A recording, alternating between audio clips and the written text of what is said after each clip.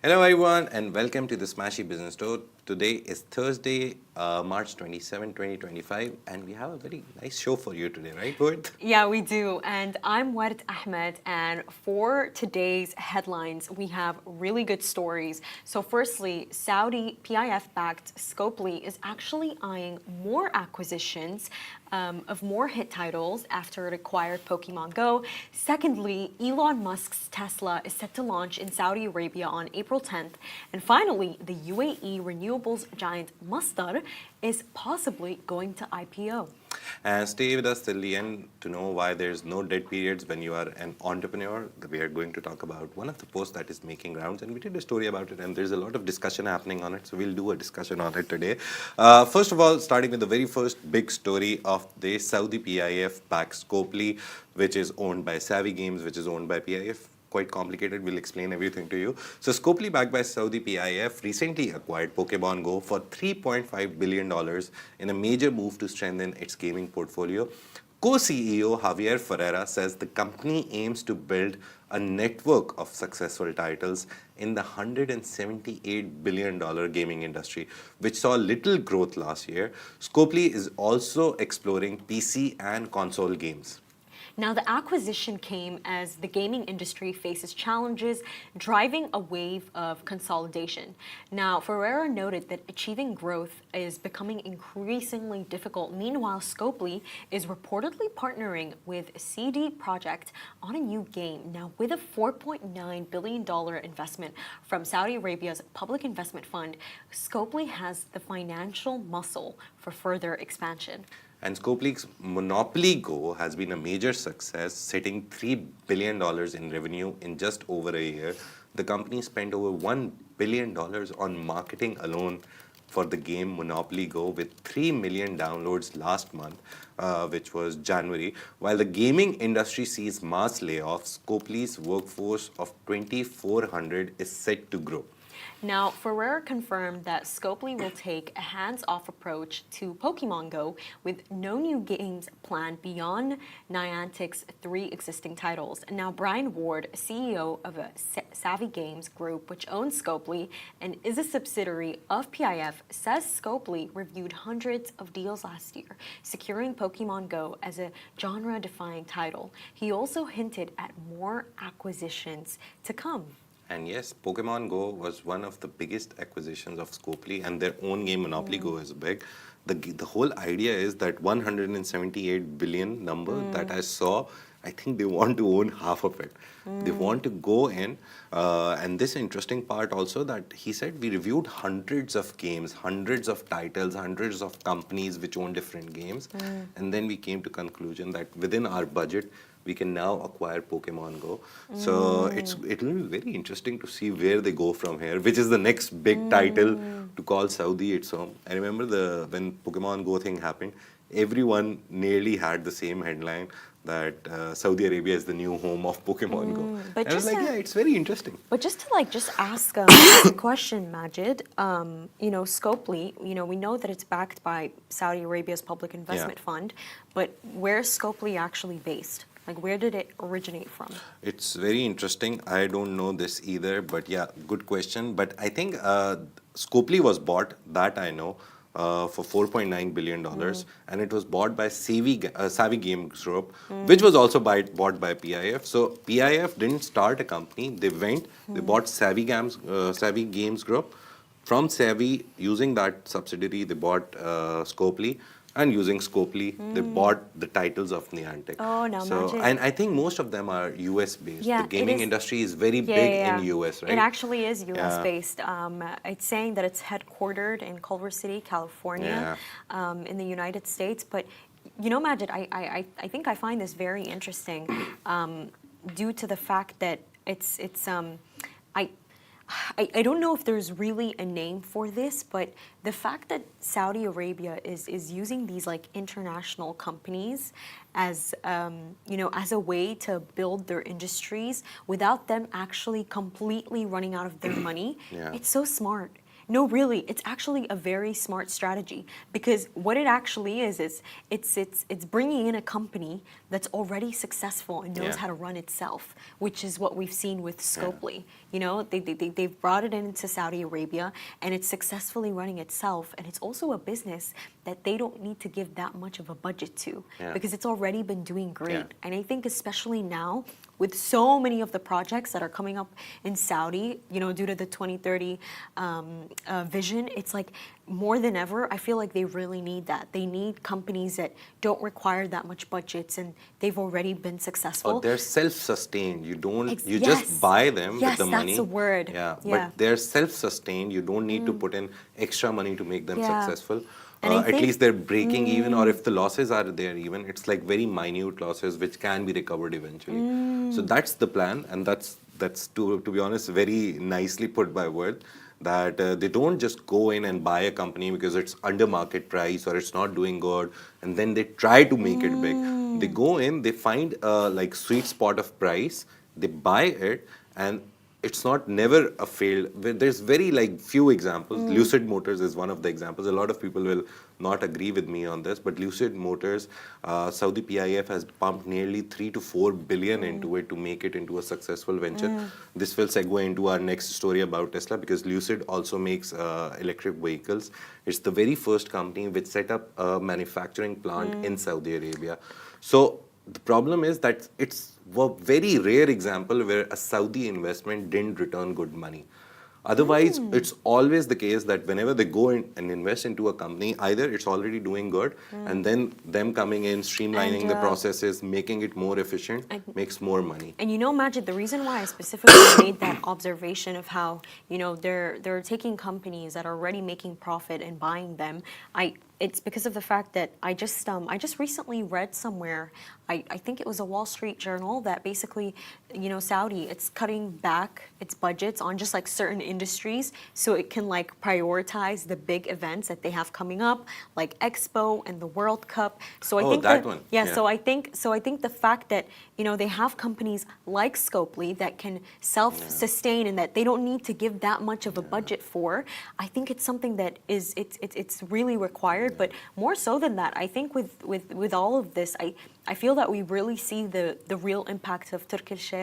I really like, you know, he's really changing the entire entertainment industry in Saudi Arabia. I mean, just very recently we saw how I believe it was TKO Holdings, and it owns UFC and WWE, and they basically like launched this like new promotion backed by investment from Saudi Arabia, and it's all basically to lend a hand to boxing there. So it's again, we're seeing it again. They're partnering with companies that are already self-sustained, which is the best thing to do when you need your budget to, you know, you need your budget invested elsewhere. That story was by AGBI. It was their exclusive. They talked to a lot of sources, but the main idea was they're cutting budgets, and we talked about it a bit also.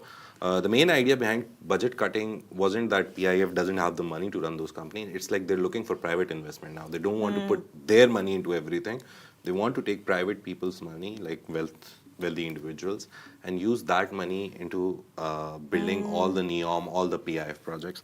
So yeah, that's happening. Saudi Arabia is doing something. We keep deducing, we keep commenting, we keep analyzing. The world keeps analyzing.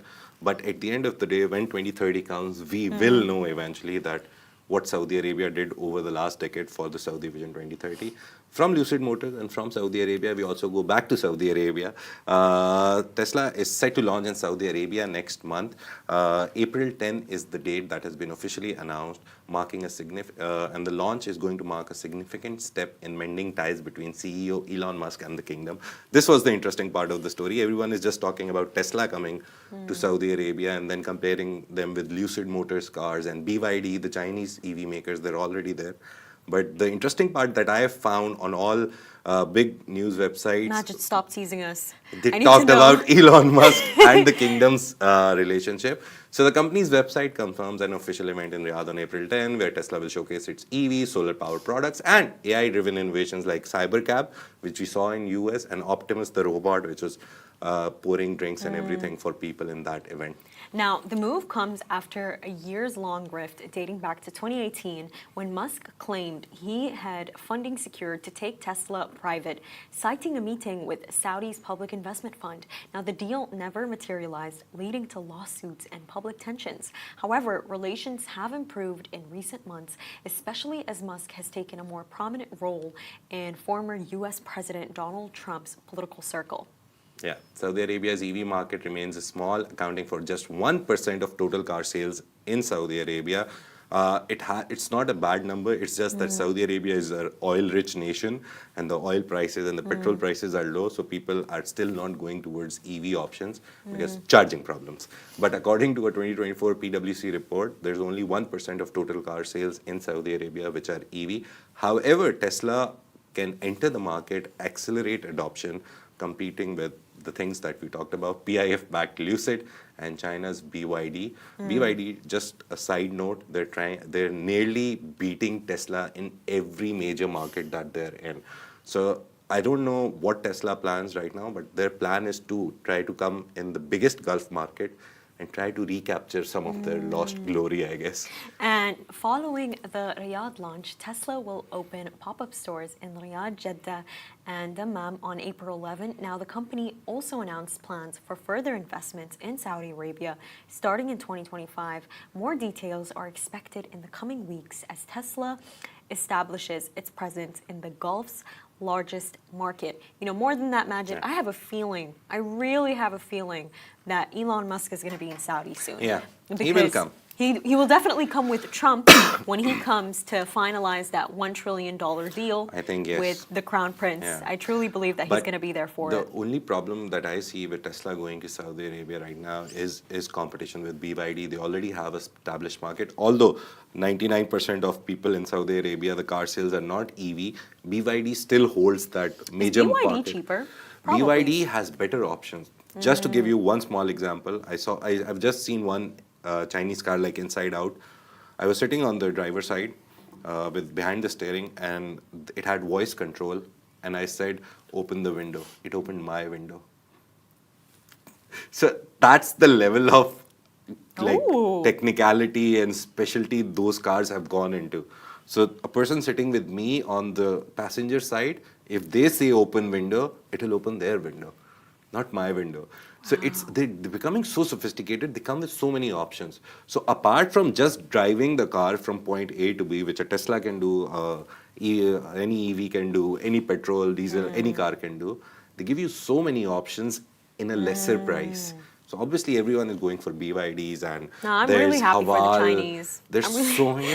I'm really happy for them. No, There's really. so many options now. The Haval is one of the biggest. There's this company IQ, which recently launched. There's also a new Geely. Geely is very Geely is famous. actually, I believe, I think Geely, a really special feature about it is the fact that it's half. I forgot the name. What is the name for cars like that, Majid? EV, electric vehicle? Oh, hybrid. Yes, hybrid it's hybrid. And what I love about it is that, you know, you don't need a charging port. Yeah. That's what I love. And like, I know someone who has it and they only pay like 100 dirhams for petrol per week for a full tank. And it's just, I think it's a really great car. I think especially... hybrid cars and EVs, the only problem with them is the battery because it's the most expensive part of the whole car.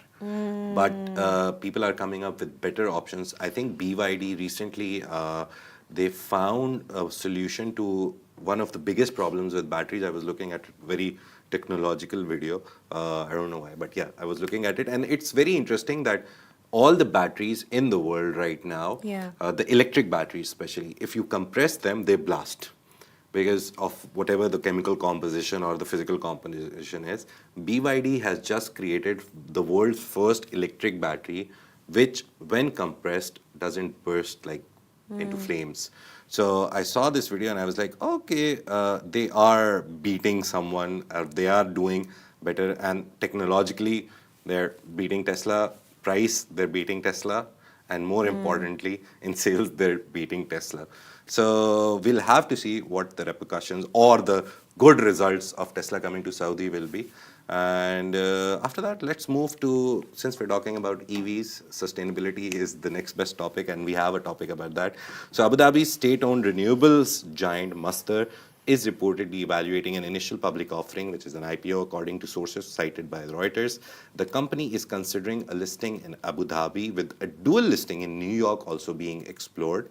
And however, Masdar, when contacted by Reuters, said it has no current plans, and as their policy, they don't comment on public speculation. Now, informal discussions with banks have taken place, but no final decision has been made. Now, an IPO would not occur before 2026, and the company may ultimately decide against it. Now, Masdar, backed by TAQA, Mubadala, and ADNOC, remains focused on expanding its renewable energy portfolio.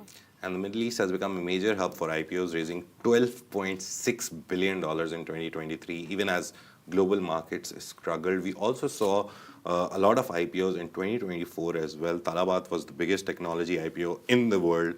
Then it was one of the biggest IPOs in the UAE also. We saw Lulu go for IPO. We saw Spinneys also go for an IPO. So yeah, IPOs are the new cool thing in the Gulf region. But rising debt costs have driven Gulf investors, including Masdar, to acquire stakes in European renewable assets, and the company is targeting 100 gigawatts of capacity by 2030.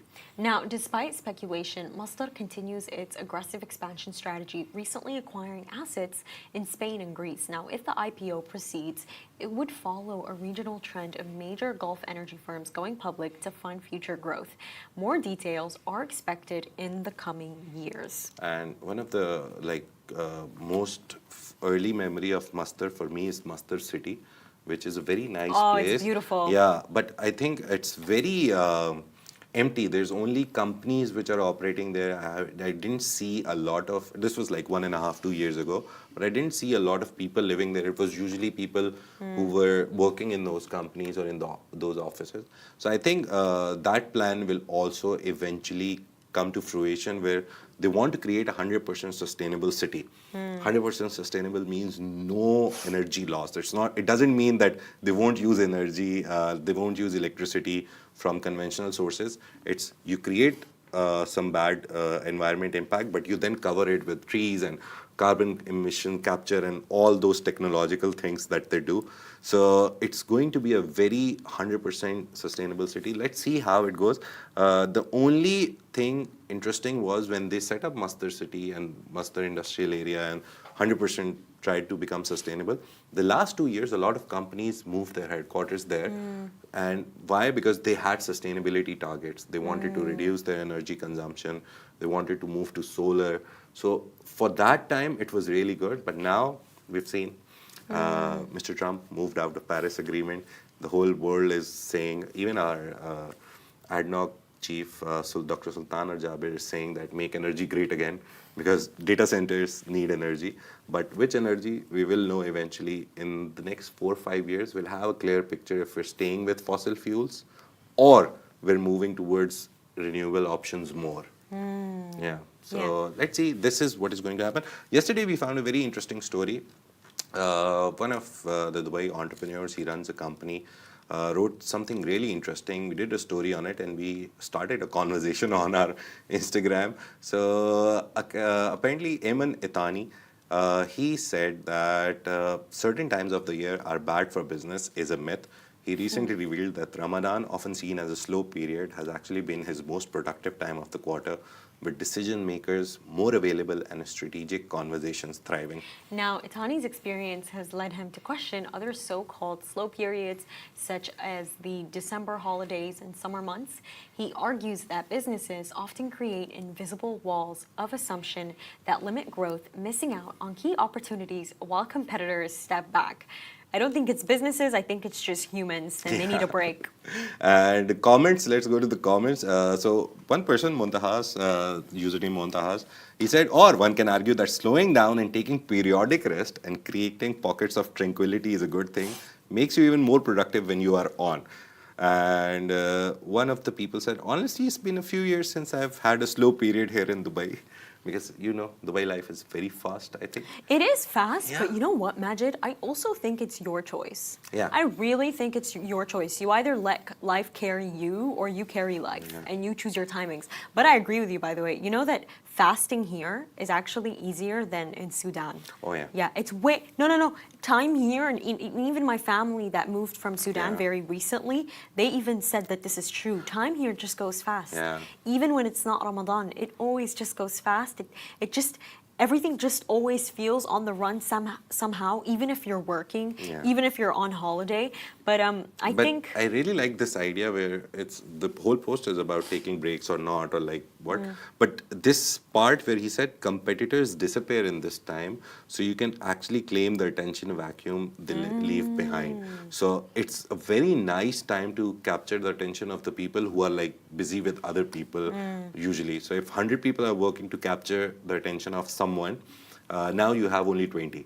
So that is like the time where you can make a difference and capture more eyeballs, more attention, more business even. catch God's attention, Yeah, so he can yeah, actually that's also help, important. so he can actually help your business thrive. And But yeah, that was a really nice discussion that happened on one of our posts. So I thought we'll make it a story. And you guys can tell us also if you guys think that it's very important to take breaks, slow periods, have slow periods Yeah. in your business, in your job or not. And that's it for today's Smashy Business Show. We really hope that you enjoy this weekend. It's going to be a long one.